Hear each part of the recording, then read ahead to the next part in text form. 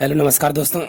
देखो, आज का जो वीडियो है ना, वो हम त्रिभुज के कॉन्सेप्ट के बारे में समझेंगे, जो बेसिक है, क्योंकि बहुत सारे लोगों को कॉन्सेप्ट भी नहीं पता है। तो ये त्रिभुज क्या होता है, फॉर्मूले क्या होते हैं, ये सारी चीजें हम बात करेंगे। तो देखो, त्रिभुज त्रिभुज क्या होता है कि तीन रेखाओं से घिरी हुई बंद आकृति को त्रिभुज कहते हैं। ठीक है, तीन रेखा होनी चाहिए, जैसे ये वाली रेखा, ये वाली रेखा, ये वाली रेखा, ये आपस में क्लोज होनी चाहिए। जैसे ये यहाँ पे मिल गई, ये यहाँ पे मिल गई और ये यहाँ पे मिल गई, तो इस प्रकार से त्रिभुज बन गया है। ठीक है, ये वाली भुजा बी है, ये ए है और ये सी है, और जहां पे ये मिलती है वहां पे आपके ये बिंदु है ना, यहाँ पे मिलती है, इसको शीर्ष कहते हैं। जैसे ये शीर्ष सी, ये शीर्ष ए और ये शीर्ष बी। ठीक है, तो देखो तीन रेखा, ये तीन रेखा हो गई, तीन कोण, ये जो अंदर कोण बन गए, और तीन शीर्ष। शीर्ष का मतलब जहां पे ये मिल रही है वो से शीर्ष कहते हैं। ठीक है, शीर्ष को इंग्लिश में क्या बोलते हैं, वर्टेक्स बोलते हैं। ठीक है, कोण को एंगल बोलते हैं, रेखा को लाइन बोलते हैं।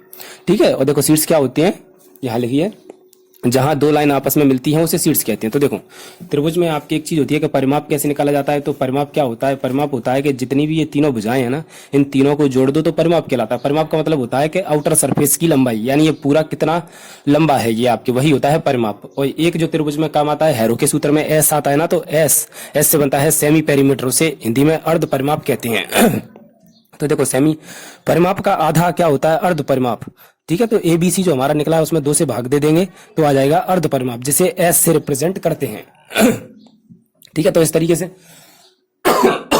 यहां तक तुमको समझ में आ गया होगा। अब देखो आगे जो सूत्र काम करते हैं त्रिभुज में वो देखते हैं। तो देखो त्रिभुज के सूत्र निकालने का कई फॉर्मूला है, जैसे एक ये है, एक ये है, एक ये है, एक ये है, एक ये है। त्रिभुज का क्षेत्रफल कई सूत्रों से निकाला जाता है। जैसे त्रिभुज का क्षेत्रफल एक तरीका ये होता है, 5 तरीकों से निकाला जाता है। तो देखो, क्षेत्रफल का सूत्र क्या होता है, 1/2 आधार इंटू ऊंचाई। तो मैं कभी कभी क्या होगा कि सिंपल सा क्वेश्चन पूछेगा, ये आधार की लंबाई देगा पूरा और ऊंचाई देगा, तो तुम फटाक से निकाल देना 1/2 आधार इंटू ऊंचाई। ठीक है, इसका मैं एग्जांपल भी कराता, लेकिन अभी मैं कॉन्सेप्ट समझा रहा हूँ, आगे सवालों में करा दूंगा। ठीक है, तो एक सूत्र ये ध्यान रखिए, क्षेत्रफल इक्वल टू 1/2 आधार इंटू ऊंचाई। यहाँ पे मल्टीप्लाई ये आधार इंटू ऊंचाई, यानी ये बेस दिया होगा और ये हाइट दी होगी, दोनों से डिवाइड कर देना, 2 से भाग दे देना, आ जाएगा क्षेत्रफल। तो एक सूत्र तो ये होता है। दूसरा होता है हेरो के सूत्र से निकाला जाता है। तो देखो, जैसे हेरो के सूत्र से बोला जाता है, तो एस ये रूट के अंदर एस, कोष्टक में S minus A, S minus B, S minus C. अब ये ए बी सी क्या है, तो ए बी सी ये साइड दी जाती है तीनों, जैसे हमने अभी देखा था। जैसे ये ए बी सी साइड दी गई है, और एस कैसे निकाला था, अभी हमने अर्ध परिमाप देखा था, ए बी सी को जोड़ के 2 का भाग दे देंगे तभी तो अर्ध परिमाप आता है। तो देखो, एस का मतलब होता है अर्ध परिमाप, जिसे सेमी पेरीमीटर कहते हैं, जो हमने अभी देखा था।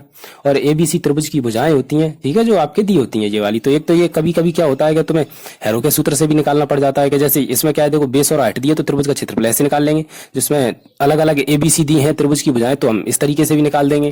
ठीक है, अब तीसरा फॉर्मूला क्या है क्षेत्रफल निकालने का, तो क्षेत्रफल निकालने का है 1/2 दो भुजाओं का गुणा इंटू साइन थीटा। तो देखो, इसमें क्या होता है कि 2 भुजाएं दी जाती हैं तुमको, ए बी कोई 2 भुजाएं दी जाएंगी, उसके बाद एक एंगल पूछ लिया जाएगा। तो देखो इसका एग्जांपल देखो, जैसे ए बी सी ये वर्टेक्स हो गए, ए बी सी ये भुजाएं हो गई, और ये एंगल ए, एंगल बी और एंगल सी इसके कोण हो गए। तो देखो, जैसे क्षेत्रफल कैसे निकालेंगे, तो 1/2 इंटू ए इंटू बी। तो देखो, ए और बी क्या है, तो ए और बी ये भुजाएं हो गई। ठीक है, तो ए और बी भुजाओं के साथ, इन दोनों के साथ आपके बीच का एंगल भी देता है वो, कि 60 डिग्री है, 30 डिग्री है, 50 डिग्री है, तो इंटू साइन 30 डिग्री, यानी जैसे साइन सी, यानी 2 भुजाएं दी जाएंगी और एक इनके बीच का एंगल दिया जाएगा। तो इस तरीके से निकालेंगे 1/2 A into B into sine angle C. तो ये बात समझ में आ गई होगी। जैसे यहाँ पे ए और सी भुजाएं लिख दी है हमने, ए सी भुजाएं कौन सी हैं, सी ये रही और ये रही, तो इन दोनों के बीच का एंगल कौन सा है, एंगल बी। तो देखो, साइन एंगल बी, जैसे तुम्हें पता होगा साइन 30 का मान क्या होता है, साइन 45 का, साइन 60 का। ठीक है, तो इसमें साइन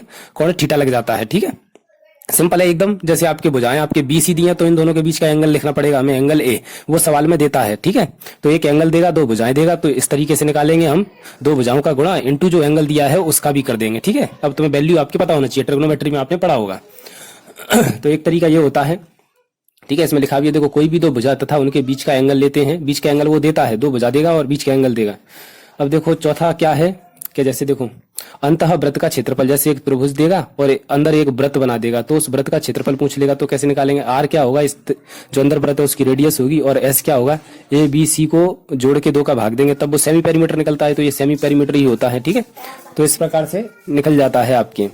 अंतःवृत्त का क्षेत्रफल, जिसके लिए हमें ABC भुजा मिलेंगी बाहर और ये R मिलेगी। तो अंदर का क्षेत्रफल कैसे निकालेंगे, तो आपके S निकालेंगे, ABC को जोड़ के 2 का भाग देके और R से मल्टीप्लाई कर देंगे, तो एक ये होता है, इससे भी आपके क्षेत्रफल निकल जाता है।